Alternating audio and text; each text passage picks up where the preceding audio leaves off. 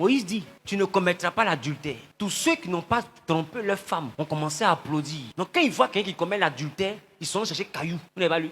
Parce que Moïse a dit que si tu commets l'adultère, on te lapide. Donc ceux qui n'ont pas fait adultère, tel instant qu'on attrape adultère, tu vas pas croire. Donc ils prennent des cailloux et puis ils sont tués adultère.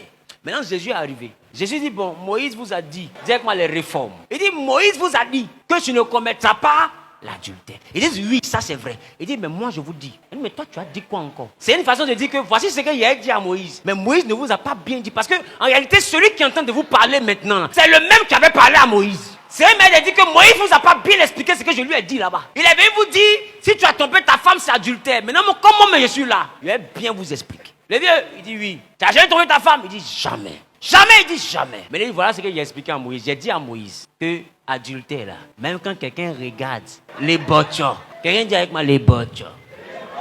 Fais la bouche qui va avec les botchos. Donc quand quelqu'un regarde les botchos, qui est en train de passer, et que tu es fan du botcho, tu as commis l'adultère. Quand Jésus dit ça, les gens se sont bien assis. Le vieux qui dit il n'a jamais trompé sa femme, ça. Est-ce que tu es sûr de ce que tu dis? Tu sais pourquoi? Parce qu'il y a une tante qui, à chaque fois qu'elle lave l'assiette, viens là assis derrière, il ne peut plus bouger.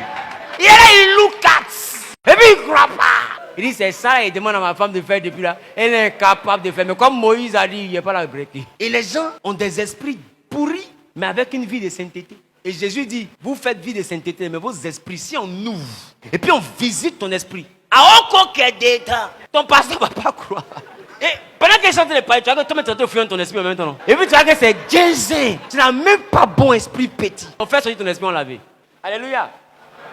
Dis avec moi, Moïse vous a pas bien expliqué. Ils ont pris encore une autre femme. Et Moïse dit, si on attrape une, on doit la lapider. Et encore Moïse. Moïse a gâté le coin ici. Jésus lui l'écrit. Et quand il se lève, il est là, il dit, bon, Moïse a dit de lapider, je suis d'accord. Mais en réalité, voici ce que ça signifie. Celui parmi vous ici, on n'a pas dit adultère. On dit qu'il n'a jamais péché. Qu'il lance la première pierre. Ils ont vu que ça partait au-delà de l'explication de Moïse. Et quand Jésus prêchait, il réalisait que tous ont péché. Beaucoup sont dans l'église, ils sont encore des adeptes de Moïse. Parce qu'ils regardent le péché de son voisin, tu te vois saint devant ton voisin. Or, dans le message de Jésus, ça t'envoie à réaliser que celui qu'on a attrapé et toi, vous êtes pareil. Tu dois le regarder avec beaucoup d'humilité et non avec de la hauteur. Parce que la différence entre lui et toi, c'est que toi, lui on l'a attrapé, toi on t'a pas encore attrapé.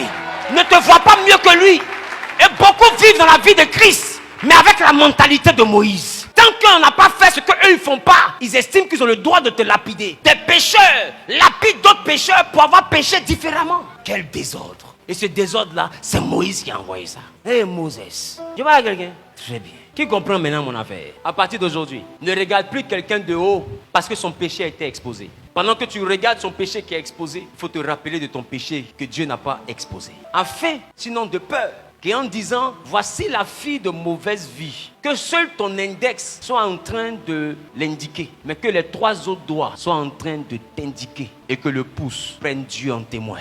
Parce que si elle a fait ça une fois, toi, il y a 3 choses que tu as fait, c'est parce qu'on n'a pas encore vu. Et si tu la condamnes et on dit que quelqu'un a péché, toi, tu veux mettre commentaire dedans. Oh, tu fais pas tous. Tu vois ton comportement.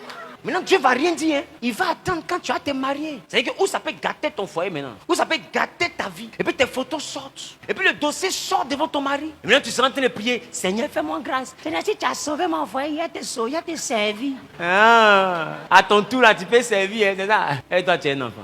Toi, tu sais ce qu'on fait. On dit, il a volé au quartier. C'est toi qui soulèves briques. Maintenant, on dit, c'est ton enfant. Tu dis, les gars, aie pitié. L'enfant, là, il n'est pas comme ça. Mais je peux rembourser. La veille, tu sais qu'ici, là, on ne rembourse pas. Tu sais. C'est le seul quartier où voleur voit patrouille de police. Et puis, il court. Ça y est, il préfère la prison que où il est arrêté là. La prison, au moins, Dieu peut encore faire. Mais où il est arrêté là?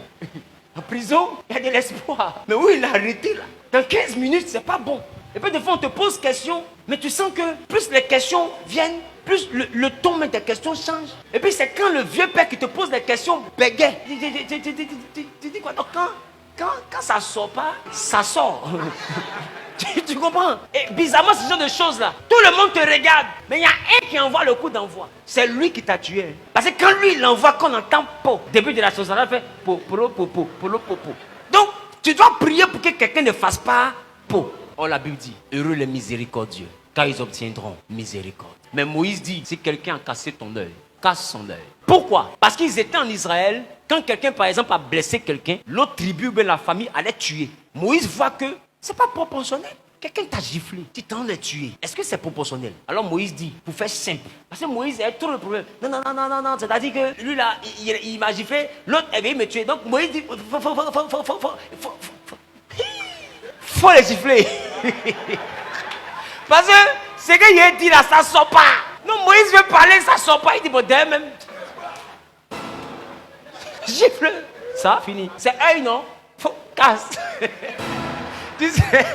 Tu sais, quand quelqu'un bégaye, il n'aime pas les phrases, donc il va au mot. Donc il y a des fois où Moïse veut dire, s'il a cassé ton œil, tu peux aussi casser son œil. Mais il a dit, tu peux aussi, il n'a pas fini la phrase. Mais comme la phrase est longue, qu'il n'arrive pas à faire la phrase, il dit, il a cassé ton œil, non? Tout le reste, ça n'est pas sorti. Ce qui est sorti là, c'est casse. Avant Moïse va voir Eden, ils ont déjà cassé. Mais il dit, oh, c'est pas ça. Aaron dit, c'est pas ça comment. C'est pas ça comment. Faut quitter devant nous. Ils ont envie de casser l'œil de quelqu'un. Alléluia.